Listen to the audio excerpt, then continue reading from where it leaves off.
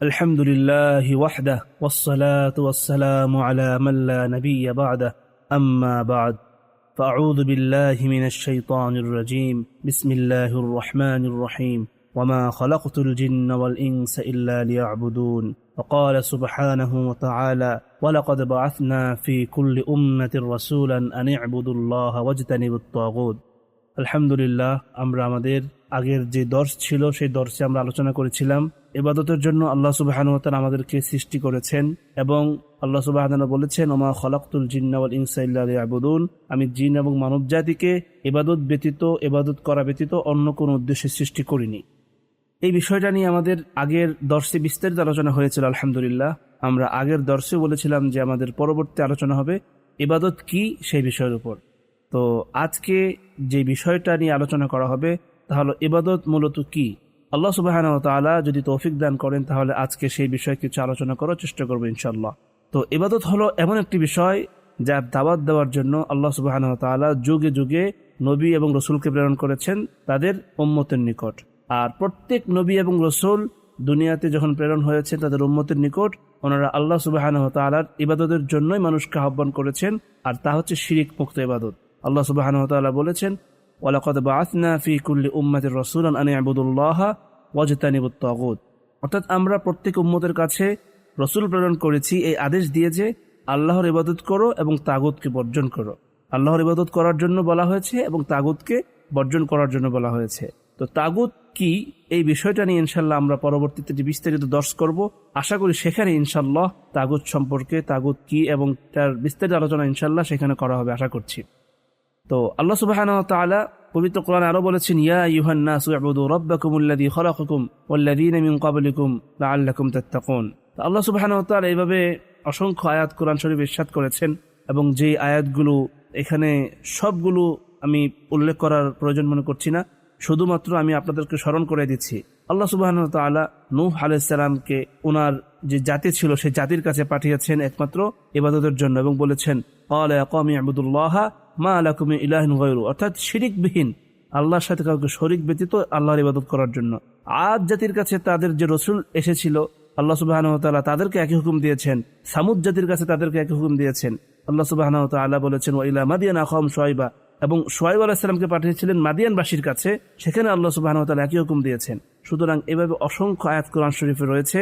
আল্লাহ সুবহানাহু ওয়া তাআলা প্রত্যেক নবী রাসূলকে যে পাঠিয়েছেন তার উম্মতকে বা তার জাতিকে শিরিকবিহীন ইবাদতের দিকে দাওয়াত দেওয়ার জন্য তার দলিল রয়েছে পবিত্র কোরআনে অসংখ্যবার।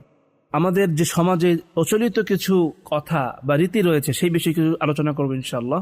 আমাদের সমাজে ইবাদত বলতে বোঝানো হয় কিছু হাতে গোনা রীতিনীতি, কিছু হাতে গোনা রীতিনীতি বা প্রচলন, যেগুলোকে সহজ বলতে গেলে আধ্যাত্মিকতাই বলা চলে। ওই ইবাদত মানে মানুষ এটাই বোঝে যে নামাজ পড়বেন, রোজা রাখবেন, হজ করবেন, রমজান মাসে কিছু সাদাকা করবেন, ব্যাস হয়ে যাবে। তো আশ্চর্য লাগে যে ফেসবুকে আমাদের অনেক সময় দেখা যায় মুসলিম নামধারী কিছু মানুষ আবেগে বশবর্তী হয়ে অনেকে দাওয়াতি পোস্ট দিয়ে থাকেন। ওনারা 24 ঘন্টার মধ্যে অল্প কিছু সময় ইবাদতের জন্য বের করে মানুষকে দেখান। যেমন অনেকে বলেন যে 5 ওয়াক্ত নামাজ পড়তে কয়েক মিনিট লাগে, আবার ওনারা এই নামাজগুলোর একটি মিনিট হিসাব করে মানুষকে দেখান। যেমন কেউ বলেন যে ফজরের নামাজ পড়তে 5 মিনিট, অনেকে আবার এটাকে এক সম্মানিত হিসাব দেখান যে জোহরের নামাজ পড়তে 20 মিনিট, আসর পড়তে 10 মিনিট। এভাবে বিভিন্ন একটি হিসাব দেখিয়ে বলা হয় যে 30 মিনিট আধা ঘন্টার মতো সময় লাগে, আপনি ইবাদত করুন আর আল্লাহর জন্য এতটুকু সময় ব্যয় করুন। আস্তাগফিরুল্লাহল আযীম। আল্লাহ সুবহানাহু ওয়া তাআলা যেখানে বলছেন যে আমি মানুষকে সৃষ্টি করেছি ইবাদতের জন্য, অন্য কিছুর জন্য নয়, অর্থাৎ 24 ঘন্টাই আল্লাহ সুবহানাহু ওয়া তাআলার ইবাদতে মগ্ন থাকা প্রয়োজন, সেখানে এই আবেগী কিছু নামদারি মুসলিম এই 10 মিনিট 20 মিনিট 30 মিনিট ইবাদতের সময় বের করছে তারা আল্লাহর ইবাদতের জন্য, আর বাকি সময়টুকু কি করবে? শয়তানের ইবাদত করবে। এই প্রশ্নের উত্তর কে দিবে? আল্লাহ সুবহানাহু ওয়া তাআলা যেখানে আপনি যদি এই 30 মিনিট ইবাদত করেন আল্লাহর জন্য, আর বাকি যেই আপনার 23 ঘন্টা 30 মিনিট, এই 23 ঘন্টা 30 মিনিট আপনি কার ইবাদত করবেন? মানুষকে এটা চিন্তা করেছে একবারও? আল্লাহ তাআলা আমাদেরকে এরকম ধোঁকাবাজি থেকে হেফাজত করুন। আসলে আল্লাহ সুবহানাহু ওয়া তাআলা একটা কথা কোরআন শরীফে খুব গুরুত্ব সহকারে বলেছেন, যেটা আমার কাছে অত্যন্ত অনেক বেশি গুরুত্বপূর্ণ মনে হয়। তা হচ্ছে যুগিনা লাহুম সুআ আমালিহিম। আরেক আয়াতে আল্লাহ বলেছেন যুগিনা লাহুমুশ শাইতান। তো আল্লাহ সুবহানাহু ওয়া তাআলা এই যে এইসব যারা রয়েছেন, যারা এরকম কাটছাট করে নিজের মতো করে এরকম আল্লাহ সুবহানাহু ওয়া তাআলার সৃষ্টির উদ্দেশ্যকে একেবারে সংকীর্ণ করে ফেলে, এইসব মানুষদেরকে শয়তান কি করে, নিজের মতো করে সৌন্দর্যমণ্ডিত করে তাদের আমলগুলো উপস্থাপনা করে। আল্লাহর কাছে আমরা এরকম শয়তানের ধোঁকা থেকে আশ্রয় প্রার্থনা করছি। তো আজকে আমরা যেই বিষয়টি নিয়ে আলোচনা করছি তা হচ্ছে ইবাদত কি আসলে। তো আমরা যেন এই বিষয়টা ভুলে না যাই, সেই জন্য আমি আবারও শিরোনামটা উল্লেখ করলাম। কারণ আমাদের এই ইবাদতের সংজ্ঞা যদি আমরা বুঝতে না পারি, তাহলে কিন্তু আমরা ইবাদত কার জন্য করব, কিভাবে করব, তা আমরা কখনই উপলব্ধি করতে পারবো না। তো আমরা বলতেছিলাম যে আল্লাহ সুবহানাহু ওয়া তাআলা আমাদেরকে সৃষ্টি করেছেন একমাত্র তার ইবাদত করার জন্য, আর এখন মানুষ ইবাদতের জন্য সময় যোগ বিয়োগ করছে। আরও আশ্চর্যের বিষয় হলো, আমাদের সমাজে মানে কিছু লোক আছে যারা নামাজ পড়ে, মুসলিম, আর এদের মধ্যে কিছু আছে বেনামাজি, কিছু আছে নামাজি। অর্থাৎ কিছু মানুষ সালাত পড়ে আর কিছু মানুষ সালাত পড়ে না। দুটি প্রকার রয়েছে, যেটা আমাদের সমাজে প্রচলিত একটি কথা। কিন্তু বস্তুত বেনামাজি মুসলিম বলতে বাস্তবে কোনো কথাই নেই। রাসূল সাল্লাল্লাহু আলাইহি ওয়াসাল্লাম বলেছেন, নিশ্চয়ই মানুষ ও কুফরির অর্থাৎ শিরিকের মাঝে পার্থক্যকারী বিষয় হচ্ছে সালাত। তা ইমাম মুসলিম তার সহিহ মুসলিমে নিয়ে এসেছেন। আরেকটি হাদিস, রাসূল সাল্লাল্লাহু আলাইহি ওয়াসাল্লাম বলেছেন, আমাদের ও তাদের অর্থাৎ কাফেরদের মাঝে চুক্তি হচ্ছে সালাতের, অতএব যে ব্যক্তি সালাত ত্যাগ করলো সে কুফরি করলো। এই হাদিসটি মুসনাদে আহমদ, আবু দাউদ, তিরমিজিতে অন্যান্য হাদিসে রয়েছে।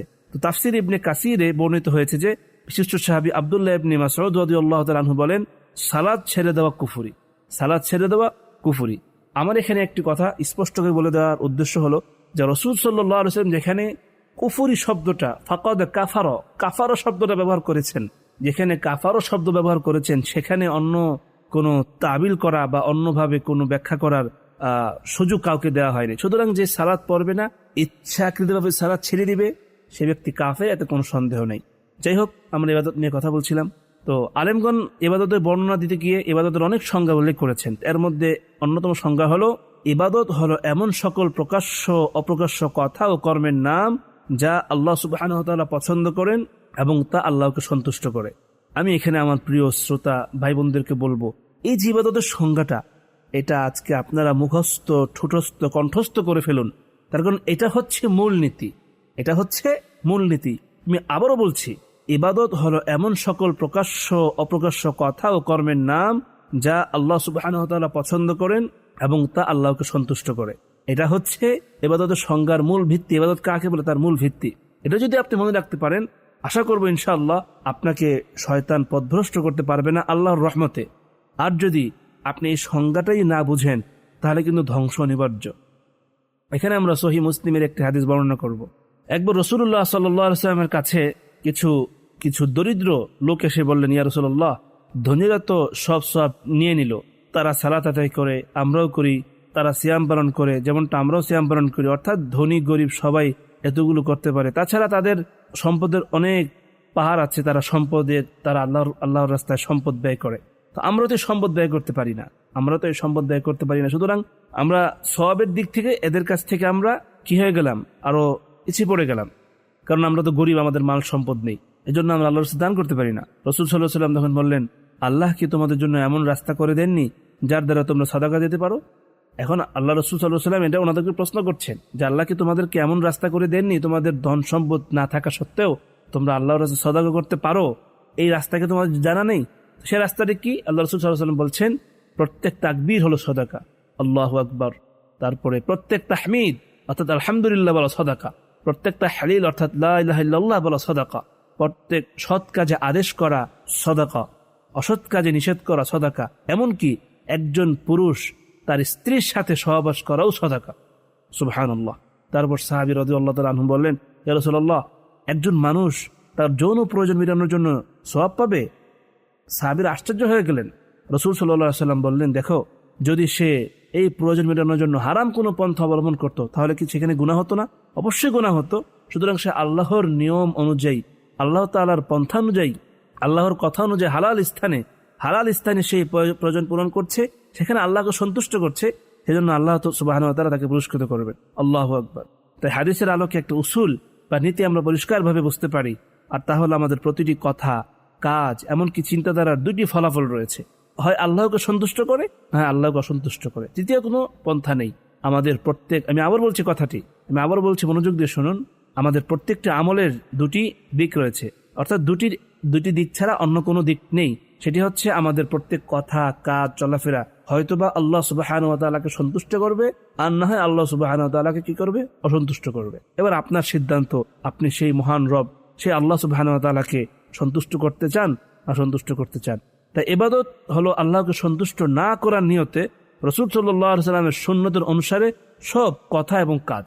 এখানে আমাদের আরেকটি জিনিস মনে রাখতে হবে, ইবাদত তো করবো ঠিক আছে, ইবাদত করার আবার দুটি ভিত্তি আছে। একটি হচ্ছে অন্তরের ভিতরের অবস্থা, অর্থাৎ আমরা যে ইবাদত করব তাকওয়া বা ইখলাস ইত্যাদি যেটাই বলি না কেন, অন্তরের ভিতরের অবস্থাটা হবে তাওহীদ ভিত্তিক। কি ভিত্তিক? তাওহীদ ভিত্তিক। আর বাহিরের অবস্থাটা হবে ইবাদতের যে পদ্ধতি বা ইবাদতের যে পদ্ধতিটা সেটা হবে সুন্নাহ ভিত্তিক। এই দুটি জিনিস যখন আমাদের এক হবে, একটি হচ্ছে ইবাদত তাওহীদ ভিত্তিক শিরিক মুক্ত, আরেকটি হচ্ছে রাসূল সাল্লাল্লাহু আলাইহি ওয়াসাল্লামের সুন্নাহ ভিত্তিক। তাওহীদ ভিত্তিক আর সুন্নাহ ভিত্তিক যখন আমাদের ভিতরের বাহিরের সমস্ত ইবাদত হবে, সেটাকে বলা হবে ইবাদত। আশা করি আল্লাহ সুবহানাহু ওয়া তাআলা আমাদের সেই ইবাদতগুলো কবুল করবেন ইনশাআল্লাহ। তো আল্লাহ সুবহানাহু ওয়া তাআলার কাছে আমরা সাহায্য চাচ্ছি, আল্লাহ সুবহানাহু ওয়া তাআলা যেন আমাদেরকে তাওহীদ ভিত্তিক এবং সুন্নাহ ভিত্তিক আল্লাহ সুবহানাহু ওয়া তাআলা যেন আমাদেরকে সমস্ত ইবাদত করার তৌফিক দান করেন, এবং আল্লাহ সুবহানাহু ওয়া তাআলা যেন আমাদেরকে এক সেকেন্ডের জন্য, রাসূল সাল্লাল্লাহু আলাইহি ওয়াসাল্লাম বলেছেন ইয়া হাইয়ু ইয়া কাইয়ুম, উনি দোয়া করতেন আসলিহ লি শানি কুল্লাহু ওয়া লা তাকিলনি ইলা নাফসি তারফাতা আইনি, অর্থাৎ হে আল্লাহ, এক সেকেন্ডের জন্য, এক মুহূর্তের জন্য আপনি আমাকে আমার নফসের নিকট অর্পণ করে দিয়েন না। অর্থাৎ এক মুহূর্তে এখানে বলা হচ্ছে তরফাতা আইনি, এখানে চোখের যেই একটি পলক পড়ে এটাকে বলা হয় তরফাতা। এই তরফাতার যেই সময়টা কাটে, এই সময়টুকু আমাকে আমার নফসের নিকট সুপর্দ করে দিয়েন না। এই দোয়া আমরা আল্লাহ সুবহানাহু ওয়া তাআলার কাছে রেখে আর সকল কৃতজ্ঞ আহ্বান জানাচ্ছি যে আল্লাহ সুবহানাহু ওয়া তাআলার ইবাদতের জন্য নিজেকে মগ্ন করুন। কোনো সময়, দিন অথবা কোনো বিশেষ খাস করে ইবাদত করবেন আর অন্য সময় ইবাদত করবেন না, এরকম যেন না হয়। অর্থাৎ 24 ঘন্টা সবসময় আল্লাহ সুবহানাহু ওয়া তাআলার ইবাদতে থাকুন এবং আল্লাহ সুবহানাহু ওয়া তাআলা আমাদেরকে কবুল করুন, এই আশা রেখে এবং এই দোয়া করে আজকের মধ্যে এখানেই শেষ করছি। ওয়া আখিরু দাওয়ানা আলহামদুলিল্লাহি রাব্বিল আলামিন। আসসালামু আলাইকুম ওয়া রাহমাতুল্লাহি ওয়া বারাকাতুহু।